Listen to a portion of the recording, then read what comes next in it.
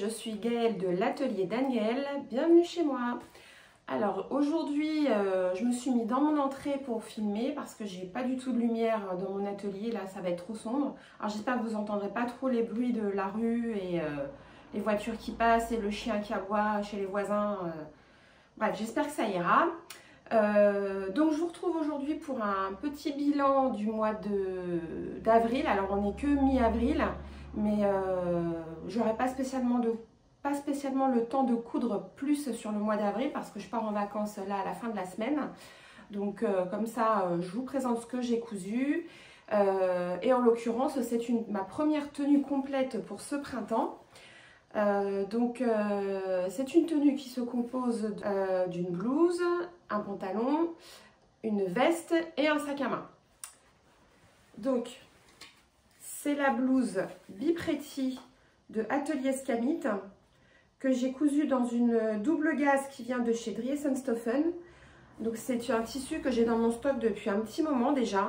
Donc je me suis dit, ça fait partie de mes défis de coudre tous les mois au moins un tissu de mon stock, des tissus que j'ai depuis longtemps. Donc voilà, j'ai fait cette petite blouse Bipretti. J'ai inséré un petit passepoil doré sur l'empiècement devant. J'en ai inséré également sur le dos. J'ai fini le bas des manches par une coulisse et un élastique. Je voulais pas m'embêter à faire une fente indéchirable parce qu'en plus sur la double gaze, c'est pas simple. Donc voilà, moi j'ai été au plus simple. Je voulais pas non plus faire un ourlet tout simple. Donc j'ai fait une coulisse avec un élastique. Et le bas, pour l'instant, j'ai fini par une ceinture rapportée parce qu'elle était un petit peu courte. Alors pourquoi elle était un peu courte, je ne sais pas, j'ai dû me tromper quand j'ai coupé le patron. Donc je l'ai rallongée comme ça en insérant une ceinture, en cousant une ceinture rapportée, et j'ai inséré un lien pour la resserrer, pour la faire blouser. Sauf que ça me plaît pas, donc je pense que je vais remplacer ce lien par un élastique. Il faut que j'aille juste acheter l'élastique pour remplacer donc ce lien par un élastique. Ou alors, je vais couper le lien et mettre un élastique sur pratiquement la moitié, parce que là, par contre, j'ai de quoi faire pour que cette ceinture soit un peu plus élastique, parce que là, elle est rigide avec un lien en tissu. Ça fait pas le même effet qu'un élastique. Donc pour l'instant, voilà, elle est juste finie comme ça. Elle est très bien comme ça, elle est portable aussi comme ça, mais c'est pas tout à fait le rendu que je voulais. Donc il me reste ça à faire. Donc la blouse Bipretti d'Atelier Scamit, hein, comme toujours chez cette marque, ce sont des finitions en couture anglaise à l'intérieur. Donc c'est très propre, hein, voilà, couture anglaise sur le côté. L'empiècement est fini en burrito, donc il n'y a pas de couture apparente à l'intérieur. Moi j'ai pas fait de couture anglaise par contre pour les manches. J'ai fait un assemblage simple avec une finition surjetée pour garder de l'ampleur au niveau des manches parce que j'ai des gros bras, donc je voulais pas être serrée. Parce que bon, les coutures anglaises, ça mange 1,5 cm de marge de couture, de tissu. Donc là, du coup, j'en ai mangé que la moitié. Donc voilà. Et j'ai pas eu de difficulté pour coudre la manche à l'emmanchure, hein, puisque comme c'est de la double gaze, on peut un peu jouer sur l'élasticité. Oui, sur la mollesse du tissu, on va dire. Donc le petit centimètre qui me restait en plus sur l'emmanchure, j'ai pu l'adapter facilement à la tête de manche, j'ai pas eu de problème. Donc voilà. Donc les patrons de chez Atelier Scamit, vous avez des vidéos en pas à pas filmées sur leur chaîne. Les marges de couture donc sont incluses et de 1,5 cm pour pouvoir faire des finitions en couture anglaise. Donc c'est un patron PDF, pour ma part en tout cas. Donc la blouse Bipretti, elle est d'un niveau intermédiaire. C'est un patron qui va du 34 au 48 pour un tour de poitrine de 80 à 115. Moi je l'ai coupé en 44. Donc il y a une vidéo complète du montage en consultation libre sur la chaîne YouTube Atelier Scamit. La pochette est au prix de 16 € et le PDF au prix de 9 €. Et vous avez donc 12 variations possibles. de ce patron. Je vous laisse regarder sur leur page. Vous pouvez la faire en robe, en tunique, avec des froufrous, sans froufrous. Voilà, il y a plein de variations possibles. Donc voilà pour cette petite blouse. Ensuite, pour aller avec cette blouse, j'ai fait un pantalon. Donc pour le pantalon, il s'agit du modèle... Pour le pantalon, c'est un modèle issu de ce magazine.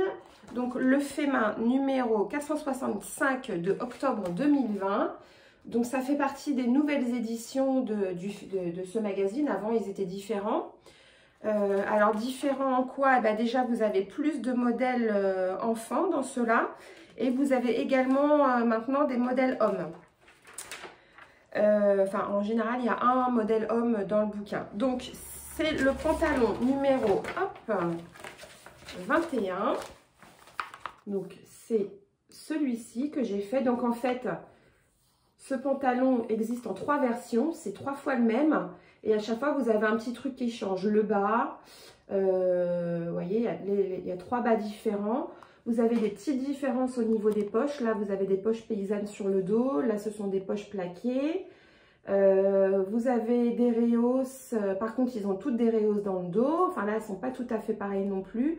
Donc, voilà, c'est la même coupe à chaque fois. Mais il y a des petites variations, des petites différences sur chaque modèle. Ce qui fait qu'au moment du décalcage du patron, bah, il ne faut pas se tromper. Parce que tout est sur le même dessin et vous avez à chaque fois les numéros qui changent. Donc, suivant le modèle, bah, 20, 21, 22. Et ça n'a pas loupé, je me suis trompée. Je m'en suis rendu compte après au moment d'assembler mon patron. La chance que j'ai eue, c'est que je me suis trompée, mais j'ai cousu des pièces plus grandes que celles qu'il me fallait. Donc, j'ai juste eu à recouper. Si ça avait été l'inverse, si j'avais été coupée plus petit que celle qu'il me fallait, bah... j'étais mal parce que j'avais plus de tissu, donc j'ai eu du bol. Donc, il faut être très vigilant au moment de décalquer son patron, de bien faire les pièces dont vous avez besoin pour votre modèle, parce que chaque modèle, chaque dessin est sur le même modèle en fait. Enfin, je ne sais pas si je suis très claire. Il faut bien repérer les numéros. En plus, moi, j'ai voulu mixer les modèles, c'est-à-dire que j'ai fait... qu'est-ce que j'ai fait? Je ne sais plus. Non, si, j'ai fait le haut du 22 en fait et je voulais faire le bas du 21. Et en fait, j'ai pas pu parce que j'ai pas eu assez de tissu dans la longueur. Mais j'ai fait autrement, je me suis adaptée. Donc, voilà. Alors, je vous montre ma réalisation. Alors d'abord, donc ce sont des patrons qui vont 34 à la taille 54. Donc, il y a quand même un large éventail de taille pour ces modèles. Ensuite, donc le métrage de 1,60 m à 2,20 m de tissu. Les marges de couture ne sont pas comprises, c'est à vous de les rajouter. Donc c'est un pantalon qui a une taille plutôt haute. C'est une coupe un peu ballon. Donc moi j'ai fait en 44 ce qui correspondait à mes mensurations. Et comme c'est vraiment une coupe très large, je l'ai trouvé trop large. Je l'ai raboté un petit peu pour qu'il soit un peu plus fité. Ça, c'est juste moi qui ai voulu modifier un peu la coupe. Ensuite, il peut se faire soit dans un tissu chaîne et trame, soit dans un tissu avec un petit peu d'élastane. Que moi, je voulais parce que je l'ai fait dans un tissu chaîne et trame. Donc, trouver des pantalons, des modèles en chaîne et trame, c'est assez compliqué. Il y a énormément de modèles avec élastane.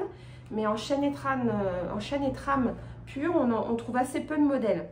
C'est vrai que c'est plus confortable quand il y a un petit peu d'élastane, mais moi j'aime bien aussi coudre des tissus qui n'en contiennent pas, comme des vrais denimes bien brutes, où là en l'occurrence j'ai pris un serget de coton qui est une toile assez épaisse, type bleu de travail, donc il me fallait un modèle adapté.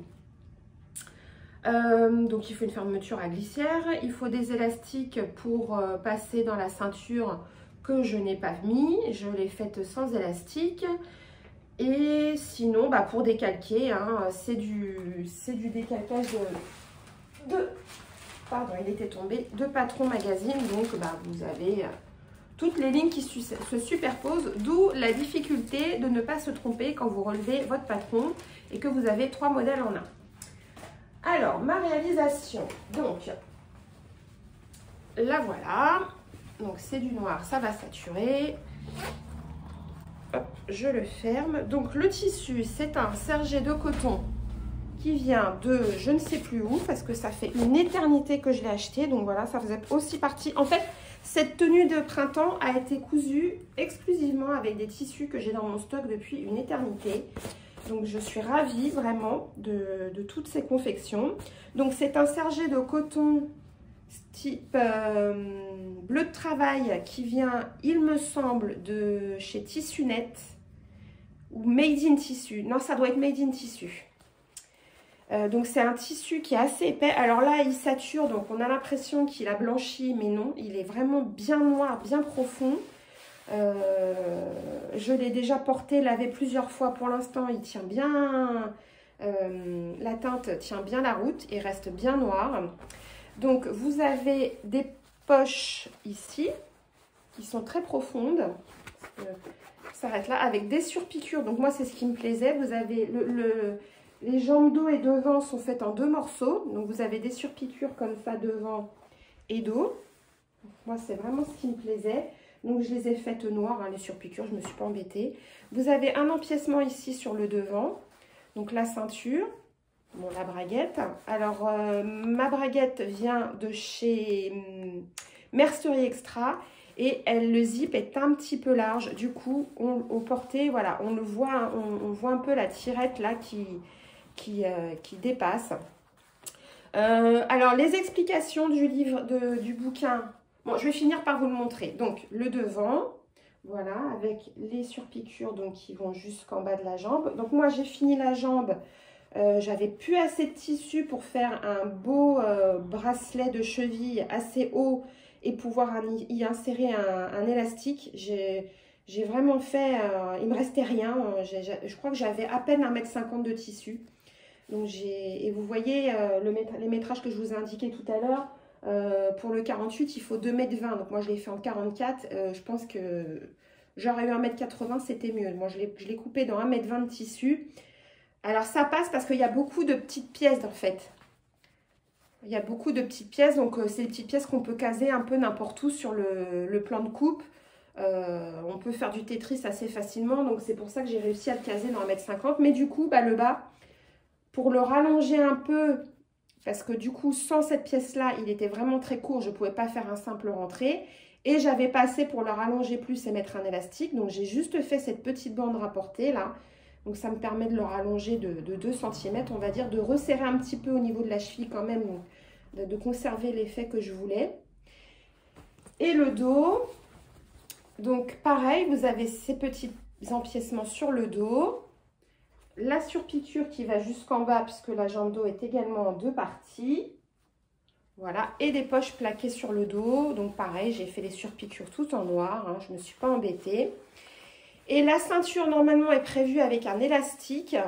Moi, je ne l'ai pas mis parce que j'en ai pas eu besoin. Parce qu'en fait, une fois que j'ai eu fini ce pantalon, avec sans modification, sans rien, je fais mon pantalon, je l'assemble, je l'essaye. Il était trop grand. Comme d'habitude, j'ai raboté au niveau de la fourche dos pour ma cambrure. Et j'ai raboté sur les côtés pour le fitter un petit peu plus parce que ça faisait vraiment très ballon au niveau des hanches et j'aimais pas. J'ai pas besoin de rajouter du volume au niveau de mes hanches, donc je l'ai raboté pour qu'il me colle bien aux hanches. Par contre, je voulais qu'il reste large au niveau des cuisses et des jambes. Donc, je l'ai raboté et je l'ai tellement raboté que quand je l'ai enfilé, il allait, mais là, j'ai pas le droit de prendre de poids, quoi. Si je prends 1 kg ou 2, c'est mort, je peux plus le mettre. Donc, je l'ai tellement raboté que bah, la ceinture, j'avais plus besoin de passer d'élastique. Elle allait très bien comme ça. Donc, bah, j'ai pas mis d'élastique, j'ai fait une ceinture toute simple. Du coup, j'ai redessiné ma ceinture parce que celle du patron initial, elle n'allait plus après l'avoir tellement rabotée. Et là, du coup, bah, il me colle très bien. J'ai pas mis de passant parce que j'ai pas besoin de le porter avec une ceinture. Il tient comme ça. Et pour une fois, j'ai pas eu de mal à monter ma ceinture. Ça s'est bien passé. J'ai commencé par assembler l'intérieur endroit contre endroit. Et ensuite, j'ai, comment dire, bâti l'extérieur. Et j'ai surpiqué donc tout l'extérieur, tout le tour. Et à l'intérieur, la surpiqûre, elle arrive juste en dessous de la ceinture. Alors, on n'est pas dessus, on est juste en dessous. Mais elle est juste en dessous, mais de partout, quoi. C'est pas un coup lié, un coup lié pas, comme ça m'arrive souvent. Donc, ça fait propre, hein, parce qu'en plus, c'est noir sur noir, on voit rien. Ça reste assez propre. Et j'ai apposé ma petite étiquette. Alors, concernant les explications du bouquin, eh ben, je vous avoue que je ne les ai pas suivies. J'ai assemblé mes pièces. Donc, j'ai assemblé mes pièces d'eau, des jambes d'eau. J'ai posé mes poches. Après, j'ai assemblé mes pièces des jambes devant. J'ai monté ma braguette façon l'atelier du jean. Puisque c'est une façon qui me convient et que je maîtrise à peu près. Donc j'ai monté ma braguette comme ça. Ensuite j'ai assemblé les jambes devant et les jambes dos. J'ai monté ma ceinture et puis voilà. Donc les explications, je ne peux pas vous dire si elles sont claires ou pas. Si, je pense que j'ai quand même essayé de les lire et comme je comprenais rien, j'ai lâché l'affaire. Et j'ai monté mon pantalon de façon toute simple, hein. Alors il y a juste pour les poches quand même, j'ai un peu regardé les explications. Mais en fait, quand vous voyez les pièces, c'est intuitif, quoi. Vous comprenez comment il faut les assembler. Sinon, c'est comme un puzzle, hein. Il n'y a pas 50 façons d'assembler les pièces. Vous ne pouvez pas les mettre dans un sens ou dans l'autre, hein. Il n'y a que dans un sens qu'elles vont. Donc, j'ai pas eu de difficulté. Et le bouton, donc, moi, j'ai mis un bouton à coudre parce que j'ai toujours du mal avec les boutons à frapper, les boutons en jean. Souvent, le pied là du bouton, il finit par passer au travers du jean et malgré un entoilage. Donc, je préfère mettre des boutons à coudre. En plus, s'il s'avère que je ne l'ai pas mis au bon endroit, je peux le déplacer. Alors qu'une fois que vous avez mis un bouton à frapper, ma cache-walou pour le déplacer, c'est mort. Donc voilà, la boutonnière, pas de difficulté. Ma machine a bien passé les épaisseurs. Et qu'est-ce que je voulais dire d'autre? Non, c'est tout. C'est tout, j'ai tout surjeté l'intérieur. Voilà, mon petit pantalon. Donc j'en suis très contente. Il correspond exactement à ce que je voulais. Il a la forme que je voulais, le style que je voulais, un peu battle, là, les pantalons cargo. Donc je pense que c'est un modèle que je referai. Parce que vraiment, j'en suis très contente. Donc encore une fois, les magazines faits main, j'en ai plein. J'ai cousu très peu de modèles et là, je m'y mets depuis quelques temps et jusqu'à présent, je n'ai pas été déçue. Alors encore une fois, je ne m'occupe pas des explications. Je fais avec mes connaissances, ma pratique, mon expérience, on va dire, et du coup, ça se passe bien. Là, j'ai coupé une chemise. J'espère que ça va aller pour le col parce que c'est pas un col classique, c'est un col avec froufrou. Donc si ça va pas ou si j'ai du mal, j'irai voir dans les vidéos Atelier Scamite parce qu'elle fait beaucoup de col froufrou. Donc j'irai voir pour m'en inspirer ou pour m'aider. Mais voilà, c'est des magazines que j'ai redécouverts du coup et qui me conviennent bien au niveau des coupes et au niveau du fit. C'est surtout ça. Le 44 me va bien, donc j'ai peu de modifications à faire. Donc voilà, les magazines faits main, vous n'avez pas fini d'en voir. Et après tout, c'est pas mal parce qu'on en voit très peu sur YouTube. Donc voilà, on a vu la blouse, on a vu le pantalon. Et avec ça, il me fallait une petite veste. Donc la veste, depuis le temps, c'est pareil que je parlais de m'en faire une. Je me suis fait un blouson. C'est l'irrésistible des BG Pattern, dans un tissu hautement improbable de mon stock également, que j'ai acheté il y a au moins, c'était à mes débuts couture où j'achetais un peu tout et n'importe quoi. Moi, dès que je voyais un truc pas cher, j'achetais. Donc ça en faisait partie. Donc ça doit faire au moins 5 ans que je l'ai. C'est un tissu qui est matelassé. Alors, je ne sais pas si on va voir avec le motif, ça se voit pas trop. Mais en fait, vous voyez, il y a des piqûres dans les bulles là, un peu partout. Donc c'est un tissu extensible forcément. Donc le patron des BG Pattern, Si, voilà, il est là. C'est celui-là. Donc, c'est un patron que j'ai déjà réalisé 2 fois pour mon mari. C'est un Teddy, hein, donc avec le col vraiment typique Teddy. Alors, par contre, ce sont des poches passe-poilées sur la version originale. Et vous avez une petite poche aussi dans la manche. Donc, moi, ces détails-là, je ne les ai pas mis. J'ai tout fait pareil, sauf les poches passe-poilées. J'ai mis des poches style sweat, zippées, toutes simples, que j'ai quand même gancé avec le même jersey qui m'a servi pour faire la ceinture. Donc tout ça, tout vient de mon stock, hein. Vraiment, j'ai fait tout ce que je vous montre, c'est uniquement fait avec des matériaux, oui, de mon stock. Donc j'ai bien vidé mon stock et du coup ça m'a rien coûté quoi. Donc ce petit blouson j'ai mis, donc c'est des chutes de jersey Milano pour les manches, la ceinture, le biais des poches et le col. Et par contre celui-ci, contrairement à ceux de mon mari, je l'ai doublé parce que l'intérieur de ce tissu était pas beau. Vous savez, ça fait l'intérieur, ça faisait comme un tissage, donc on s'accroche et puis c'est pas beau. Donc là, je l'ai doublé parce que j'avais également de la doublure dans mon stock. Donc c'est une doublure stretch qui vient de chez Dries & Stoffen. Alors celui-là venait du tissu des Ursules, si je me rappelle bien. Donc ça vient de chez Dries & Stoffen. Je sais même pas pourquoi j'avais acheté ça. Bon, enfin, en tout cas, je l'avais. Donc du coup, je l'ai utilisé. Donc c'était la première fois que je faisais une veste doublée et puis ça s'est très très bien passé, vraiment je suis super contente. Là les explications du livret impeccable. Je vous montre l'envers. J'ai vraiment eu aucune difficulté sur cette veste. Je me suis pas repris à 50 fois à faire, à défaire comme c'est souvent mon cas. J'ai pratiquement tout réussi du premier coup. Bon, ça fait un moment que je l'ai cousu, mais je me rappelle pas avoir galéré. Mes coutures, vous voyez, correspondent bien là. Parmenture, doublure, tout tombe très bien. Voilà, les manches. La ceinture. Donc, super contente de cette veste. Et puis qui finalement, même si c'est un tissu improbable, elle a du style quoi, je trouve. Alors mon mari me dit que je passe pas inaperçu, donc je sais pas comment je vais le prendre.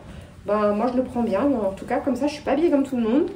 Donc la fermeture éclair c'est pareil, ça s'est bien passé. Le col, il n'y a pas de... Enfin c'est propre quoi. J'ai bien réalisé mes surpiqûres au bord de la fermeture éclair. Le bas aussi de la ceinture est propre, comme à l'intérieur aussi. Donc, je suis ravie de cette petite veste. Le chat, il y avait longtemps. Tu veux sortir? Tu dis bonjour? Viens dire bonjour. Voilà. Notre chieur. Hein? Notre chieur handicapé qui a le sida, mais qui va très bien. Qui a récupéré son espérance de vie. Hein? Oh mon pépère, allez, hop. Allez, vous. Alors, c'est vrai, il y avait longtemps qu'on n'avait pas vu le chat. Ensuite, donc, il me reste à vous présenter un accessoire, puisqu'il faut bien un sac hein, pour parfaire une tenue. Le sac, je vous le montre. Voilà, alors, il n'est pas vraiment assorti au reste. Il est plein, donc du coup il a une drôle de forme. Il n'est pas vraiment printanier. Bon, il est un peu toute saison quand même. En fait, ce sont des tissus que j'avais achetés pardon, on recommence. Ce sont des tissus que j'avais achetés en début d'automne, au mois d'octobre l'année dernière, pour me faire un sac pour cet hiver. Et je n'ai jamais pris le temps de le faire. Donc là, je me suis dit, allez, pareil, je ne vais pas recommander du tissu, je fais avec ce que j'ai. Donc voilà, donc c'est le modèle Folk de chez Sacotin, en taille médium. Toutes les fournitures proviennent de chez la Mercerie des Créateurs. Donc c'est un petit sac, comment dire, rectangle, un peu haut. Voilà. Vous avez une poche zippée dans le dos. Donc moi je l'ai fait uni l'intérieur. Bon, il est plein, je ne vais pas le vider. Hein. Une poche zippée au dos que j'ai fait uni parce que j'avais pas assez du tissu de ma doublure pour en mettre partout. Vous avez une poche devant, voilà, avec un aimanté. Donc là par contre, c'est mon tissu doublure. J'en ai mis partout. Voilà. Vous avez ensuite le dessus qui est fermé par une fermeture éclair. Donc c'est très propre tout ça. Et l'intérieur, donc vous avez une poche passe-poilée ici, zippée. Et de l'autre côté, une poche plate, plaquée pour mettre le téléphone. Il n'y a pas de séparation à l'intérieur.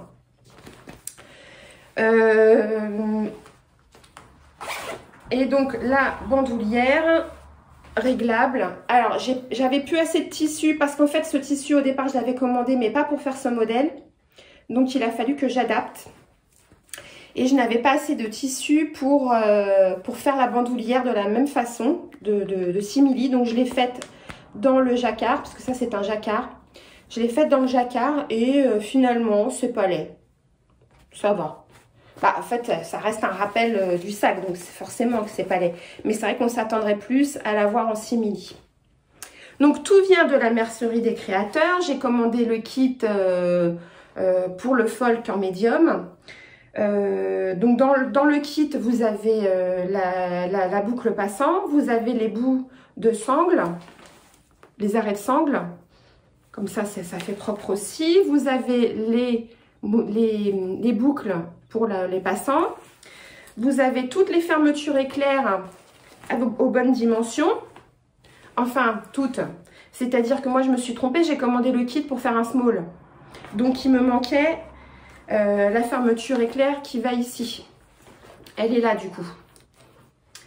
Je m'en suis rendu compte après. Enfin, je m'en suis rendu compte en assemblant le sac. Je me suis dit, c'est bizarre, les fermetures éclair, elles vont pas. Bah oui, j'ai commandé le kit pour le small. Donc du coup, il m'en manquait une. J'ai pu toutes les remettre, sauf sur le dessus, j'en avais pas. Mais en même temps, si je l'avais fait bleu canard, ça aurait juré. Donc ça, c'en est une de mon stock. Donc bon, ça m'a pas trop gênée. Dans le kit, vous avez également cette pièce-là pour faire le bout de la fermeture éclair, là, du dessus. Vous avez le bouton aimanté.